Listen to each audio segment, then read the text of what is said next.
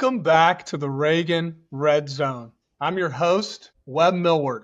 We've got an exciting topic for you today and two great guests. Before I introduce them, let me set it up. Over the years, the independent insurance agency system has faced many challenges. Some of these challenges put our industry under pressure. Some of the challenges pushed us to the edge, right up to the brink. And some of these challenges even predicted our total extinction as an industry.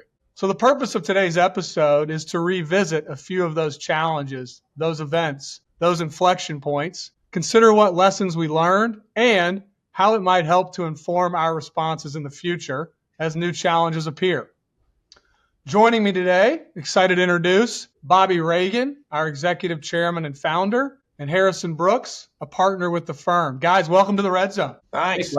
Good to be here. Now, we've got represented here today 80 total years of insurance industry experience. Now, that's heavily weighted towards Bobby with 50 years in the business this year. Bobby will be representing the baby boomer faction on this call. I started in the industry in 2005, and Harrison joined Reagan 10 years ago in 2015. He's representing the millennial faction today. So looking forward to a robust debate and discussion, guys. As I said in my intro, we're going to take these events in chronological order.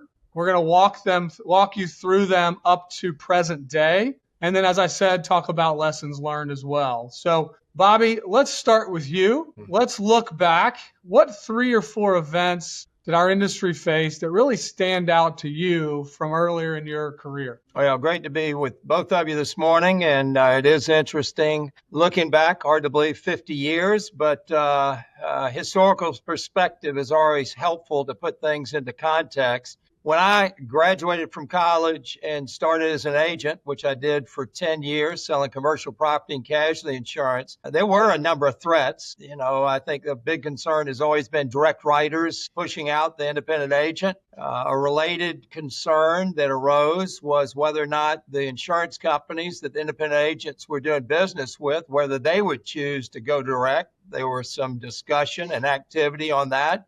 And then even in the early days of technology, the concern that technology was going to lead to disintermediation. Insurance buyers could just go direct to the insurance companies. They didn't need the agent. And there were a lot of people, prognosticators during those times that predicted the demise of our industry. Robert Hunter was probably one of the lead ones with his famous quote that agents were going to go the way of the buggy whip manufacturer. But what they failed to realize, I think, is the strength of the independent agent value proposition and the kind of value that independent agents brought to the people they were serving, whether that's individuals or businesses. During that same time, too, the big concern about banks getting into the insurance business and the unfair advantage they would have with leveraging loan activity. And as we know, banks did get into the business. Some enjoyed some success, but today most banks are out of the ownership of insurance agents and brokers. And what we learned from that is banks are not traditionally great at cross-selling, certainly something as diverse as insurance, and the significant differences in the culture and compensation. But the biggest takeaway, I would say, from these challenges is that these threats actually have been good for the industry. As is the case in our personal and business lives, when we face hardships, if we face them in a constructive way, we can get better. We can improve. We can rise up to face the competition. We can meet those demands. As 10 years into my business, I started consulting with agents and brokers and have done that for the past 40 years. Saw many, many firms do that. Broaden the services offered, improve their training and hiring of people, better utilizing technology, improve productivity and profitability. And so in retrospect, those were fearful times, but they were good times. And I think our industry fared well because of that. Now, Webb, you came into the business, 20 years ago. What were the things you were seeing when you joined CIAB and started addressing some of those issues on behalf of the industry? Yeah, I'm happy to go next so that Harrison doesn't crumble under the pressure of having to follow you, Bobby. Give him a minute to recover from your comments. Webb, before that, I've got a date for you. May 1st, 1975. Do you know the significance of that date? No.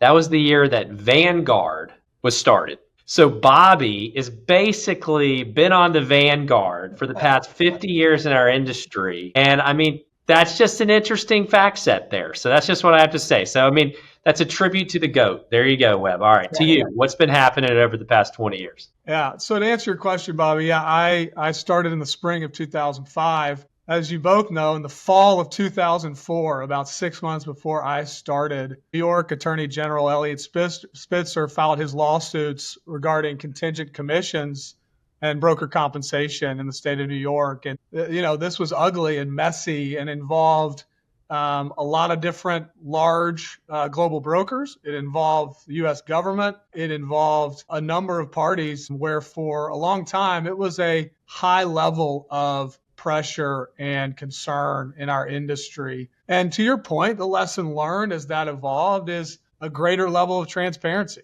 and brokers really instituting transparent mechanisms into their business models of how they were paid.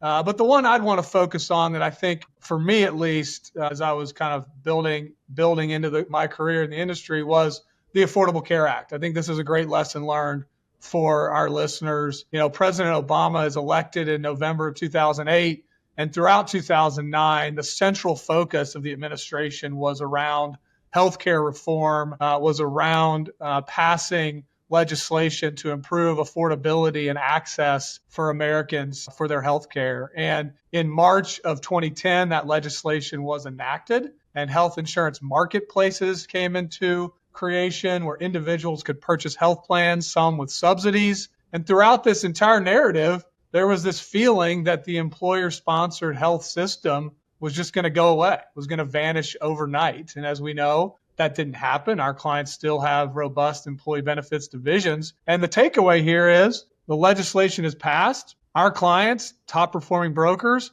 they get the legislation, they print it out, they put it in a binder, and they read it front to back. And they learn the law. And they become more consultative as a result, better serving their clients, taking a new approach to that client service and experience, the value-added services that were required to remain competitive. And as we all know, that fueled a really nice growth run for employee benefits from probably 2011 all the way up to COVID, where employee benefits was really driving a lot of revenue for our agencies. And so love that as a lesson learned. I think it was a very intense moment living in Washington, D.C. on Capitol Hill, talking about the Affordable Care Act, and then to see what our clients did with that. I just think it's a pretty cool thing to remember. Webb, in that time period, I mean, you also have to put that in the backdrop of we hit the Great Recession, right? In 2008, 2009. Did you see just membership in general? Did you see agencies, I know some folks sold in that time period, and Bobby, you could provide some perspectives on that. Some folks sold their businesses, but for those folks that didn't decide to sell their business because they were scared of, benefits going away, what were they feeling at that time period? Backdrop with the recession, were they also feeling pressure there? I mean, because brokers did perform well during 08. Yeah, I think it was a pressure-filled dynamic because I think it's when you started to realize that you had to invest heavily in employee benefits to be competitive, that you couldn't just sort of have it down at the end of the hall with one person. Every once in a while, the P&C producers would cross-sell or throw them a piece of business. You had to really invest to remain competitive. And I think the passage of that law pushed everyone to step up their game and make sure that they were really taking it seriously, the level of investment, the consultative approach. And so they were able to then push through, and to Bobby's point, turn a challenge into an opportunity. So Harrison, what about you? Let's now fast forward. It's 2013, 14, 15. What comes to mind in terms of events or challenges that you've seen? And Harrison, don't go back 20 years because you were the biggest problem you were facing was getting a date to the high school prom. So let's go a little shorter time frame for you if we can. Bobby, I was successful in that. So that's good news. I was successful. I did get to go to prom, so that was great. No, it's funny. I graduated North Carolina Chapel Hill at 2011, and I went to work in investment banking. And I remember in 2012, there was discussions around capital gains rates changing. And I feel like that caused a lot of companies to sell their businesses for fear of capital gains rates changing. I was not at the time working in insurance, but that was a macro kind of trend that a lot of folks were trying to harvest the economic returns from their businesses before capital gains rates went up. And I feel like that's a consistent storyline since I've been in the business there's always been that threat, whether it's Biden increasing capital gains, right? And there's always been that threat of they could change overnight and you should sell your business now. And it's, tax rates are going to double. And we really haven't seen that play out. In some ways, it's going the opposite direction. And so I think that is some encouragement just for firms, a lesson learned on that front in terms of macroeconomic policy of just be thoughtful about trying to time the system, right? Build a good business and continue to operate. So that's the first thing that I was kind of exposed to as you think about the more macro marketplace coming out of college. I joined Reagan in 2015. I remember coming to Atlanta and sitting with Bobby and team. At the time, we were 12 people as a company. Now we're 27 folks. And learning about the industry because I was not in insurance distribution and just asking questions. At the time, I was working for a private equity firm and we were investing in businesses. And so I love studying different business models and learning how they operate. And as we all know, low capital expenditures for an insurance broker. The assets are the people. They walk out of the door, in and out of the door every single day. And it's a recession resistant business, right? Which is fantastic. But I had questions. What was technology going to do to our business over the next 10 years, right? You see the stories of, my naive perspective at the time was travel agents, right? Like are brokers, are they perceived in the same way? What value do they bring? And so I remember sitting and talking with Bobby and learning the fundamentals of the business and being like, wow, this is a really good business, super fragmented. So consolidation has been also a story over the time frame over the past 10 years I've been in the business, record numbers of transactions, and not just because firms are wanting to cash a check, because they're seeing macro factors of the bigger getting bigger. How do we compete? And some firms have done that very successfully. But the one thing I wanted to focus on in my 10-year period, because I think this is going to define my next 10 years of my career. And hopefully, the next, if I'm blessed to be in this business for the next 50 years, I would love that opportunity to be here at our firm and working in the business is technology and the impact on brokers. In 2015, fun fact, OpenAI was founded, right? We all know that business. 2015, never heard of it. In 2015, I didn't even know it existed, but I went back and looked that up. That 2015, it was founded. And the reason I say that is there's that famous Bill Gates quote, right? That says, we always overestimate the amount of technology change over a 2-year period, but we underestimate it over a 10-year period. Well, guess what? We're at the 10-year period, right? 2025. We're here now. And so it's kind of pick up and look at where we are. And I think a lot of the conversations with our clients they are starting to find use cases and use AI to help grow the profitability of their business, grow revenues. But the first business that really tried to do this was in 2013. We all know the name of Zenefits, right? Parker Conrad. Webb, you and I were talking about it the other day. Yeah, we were going to drink the insurance broker's milkshakes. Yeah. Parker said we're going to drink the insurance broker. That's right up there with the buggy whip maker in terms of a quote. That's it. That's from the what movie? That was There Will Be Blood, right? The movie There Will Be Blood. I will drink your milkshake, right? And so that's what we were experiencing in 2013 when the business was founded. Obviously, Parker resigned in 2016. We've all heard the stories of why, right? You got to be licensed in different states. But I do think there is lessons learned. Today, that business has been sold. It's an HR and payroll focused technology company now. They've gotten out of the benefits business. But what did they do well? And I think a trend in just insurance technology in general, they made the experience for the companies and then the ultimate individual insured a pleasant thing to do business with, right? The customer experience, a seamless transaction, and they led with technology. And that is happening in every other industry. And so as I think about our industry, this past week, I was at the Vertafore conference speaking to firms. And I was talking to a client. He said, I'm here because I want to go to the vendor hall and see who partners with Vertafore and how can I optimize the system that I'm already spending. And I'll be at the Applied conference later this year. And folks are coming to learn to utilize the tools they have. They are looking at outsourcing and automated form population. We've all heard Indio and Broker Buddha and those type things, making the customer experience better.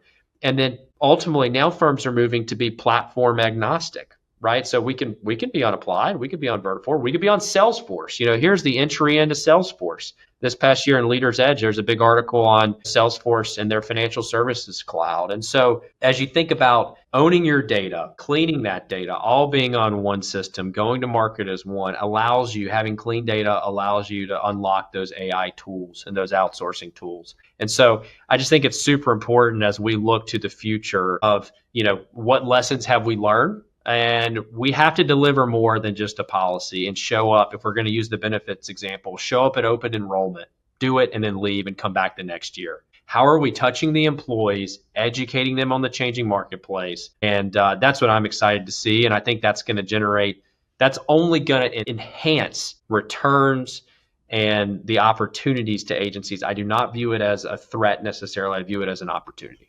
Yeah, and if you take the Zenefits example, right, and you expand that to InsurTech more broadly and that evolution over the last 10 years, some of these same lessons learned apply of, that started out, that movement, as disruption and disintermediation. And just like some of the other events we've already acknowledged and talked about, again, panic room, panic moment for insurance brokers. And then you see the evolution from disruption and disintermediation to collaboration and partnership. And how can we work better with brokers? And to Bobby's point earlier about direct writers, realizing that brokers are the closest to the customer. We might not be able to disrupt them. How can we partner and make their businesses better? And fast forward now, you have artificial intelligence at the top of the list. My feeling would be that the InsurTech experience will make our clients better prepared to handle whatever comes with AI, because that's obviously an even larger frontier. And so it's cool to think about how that has impacted us over the last 10 years. And Webb, it's interesting. I mean, the proof is in, just look at the market in the sense of, I remember I was in 2 years into the business in 2017. At the time, a lot of folks listening to this have probably been to InsurTech Connect. It's a big conference in Las Vegas, right? When it was first started, there really wasn't a broker track. Like for brokers, you would go to this event in Las Vegas. The first year there were 1,500 attendees. The next year when I went, it was 3,800 attendees. They outgrew the MGM and went to Caesar's Palace. The next year there was 6,000 in 2018, right? This is when the InsurTech bubble was kind of getting bigger. And now, fast forward to today, that same conference exists, and they have a broker track, right? For brokers to go, and how does this apply to your business? And outside of that organization, I mean, in that same time period since I've been here, like Broker Tech Ventures is an example. A lot of super regional brokers, some leading brokers in our industry came together to form Broker Tech Ventures. And that business is now partnering with its carriers, right? It's wholesalers, it's brokers, working up and down the chain to how do we discuss these issues of technology. No one's figured it out, but it is interesting to see that when that collaboration happens, it will have an impact and a difference. And it is about empowerment, not disruption. Yeah, great. So let's move it forward a little bit. Bobby, that's probably enough of the kids talking at the kids' table. So we'll get you back in the conversation. I'm sure you thought that was cute. Let's move forward. Biggest challenges going forward. How can we best position ourselves to face future challenges? Acknowledging the lessons learned that we just talked about. Going forward, what do you see? Well, history has proven that we will face challenges. We know they're coming, and we need to respond to them. What are the biggest challenges, too, I look at and think about is this whole talent retention thing. Particularly, you look at college sports and NIL, transfer portal. It feels like that sometimes in our industry, that there's more mobility of talent, particularly that talent that controls business, and how you retain those people, how you create an environment where they want to spend their careers with you and stay with you.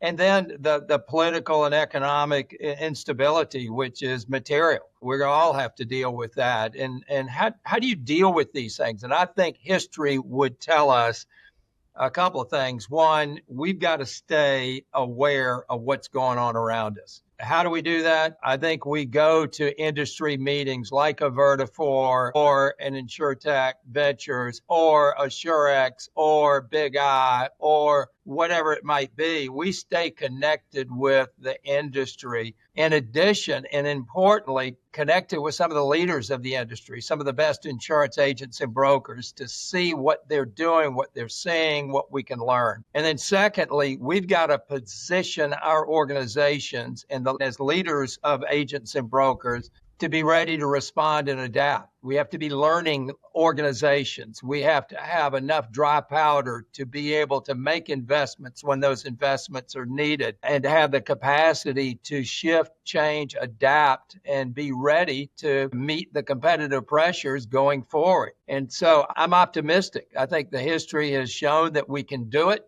I think we've got better and better leaders within our industry that are better equipped to respond to it. So I absolutely see those things. Harrison, what would you add to that? What do you see as other risks that we are facing? My mind goes, Bobby, towards just the insured experience, the customer experience, right? As our industry continues to consolidate, you and I were looking at it the other day, 90% of the premium volume in our industry is controlled by institutional investors, defined as private equity, public brokers, right? And then privately held firms own 10%.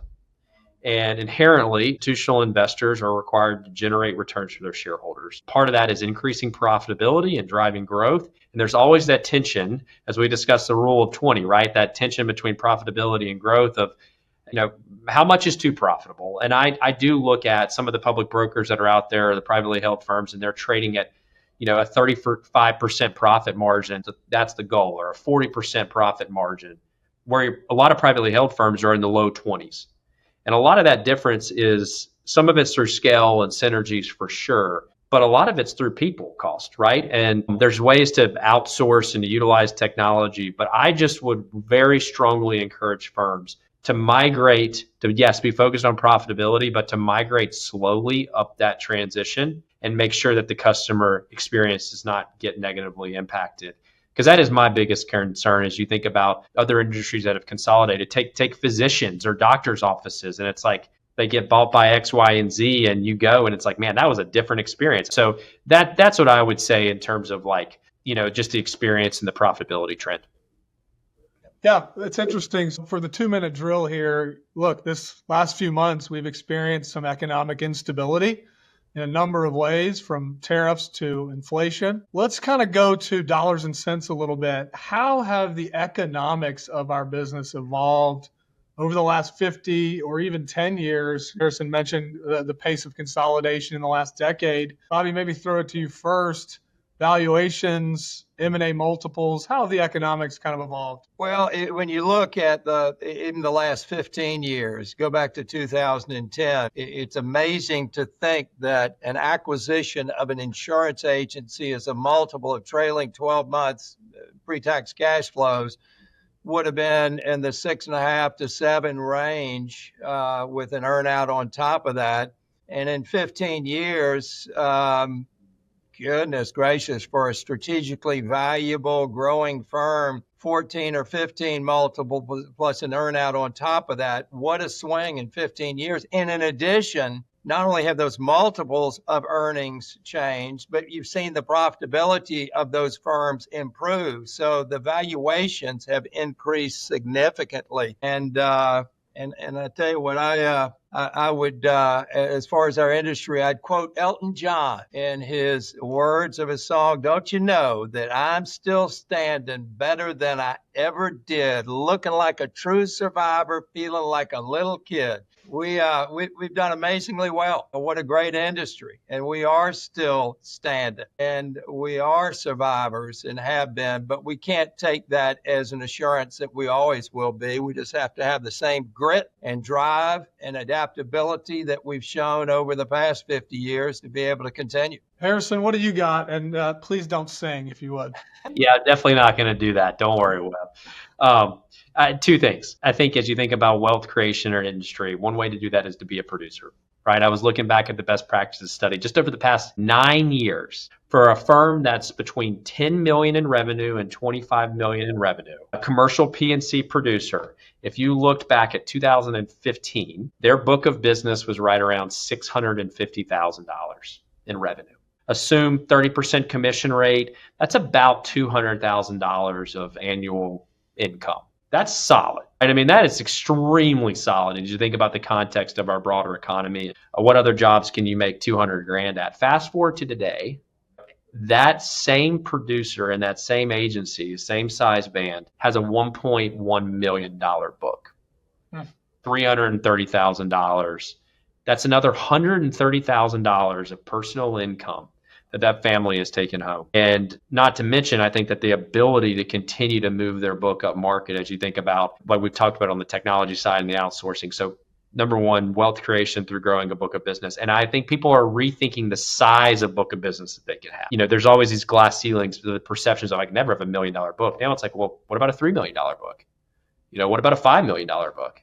Right. And then we've seen crazy book sizes in some of these organizations that build around these super producers, right? But that's not even what I'm talking about. I'm just talking about your normal PNC producer. The last thing I would say is if you were that PNC producer and you invested $500,000 and you bought stock back in when we were kind of talking in this conversation, take it back to like 1991, and you run that forward to today, and you grow that $500,000 and you grow that at the average return of a broker over that same time period. In the Reagan Value Index, we do annual valuations of brokers every year. We've done it since 1991. We valued these firms on an annual basis, a 12% return. And this is setting aside, this is not compound annual return. This is not the distributions, right, that folks are taking home. It's setting all that aside. This is just the stock price increase. 12% on average. That you go from over that same time period, over 33 years in your career, you could take $500,000 investment and turn it into $19 million. I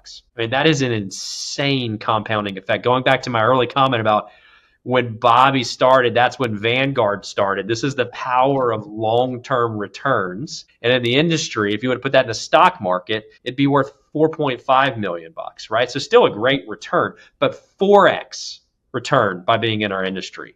My hope is if we even do half of that, over the next 33 years, as we think about the future of our business, and it could outpace that, right, with profitability for these brokers continuing to increase and how technology can fuel it. So producer income, wealth creation, that is on the table if you are a high value contributor to these firms. So super bullish on where we're headed. Doesn't mean that there's speed bumps ahead, but pumped about it. Great example. I mean, we say it all the time. It's the greatest industry in the world, and I think you just proved it there with an economic case. It's interesting. We didn't even get all the way up to talking about the COVID pandemic of 5 years ago, and the number one word used about brokers during that was resilient. And I think this conversation, both financially and through some tangible events that we touched on, kind of have proven how resilient our businesses is and how sort of adaptive brokers are, right? Not just to remain relevant, but to remain competitive and keep that competitive advantage as they work to grow their business and build value for their stakeholders. And so, guys, really great conversation today. Appreciate you both joining the Red Zone. And to our listeners, thank you for joining us. Hope you enjoy the conversation as well. Thanks. Thanks, Webb.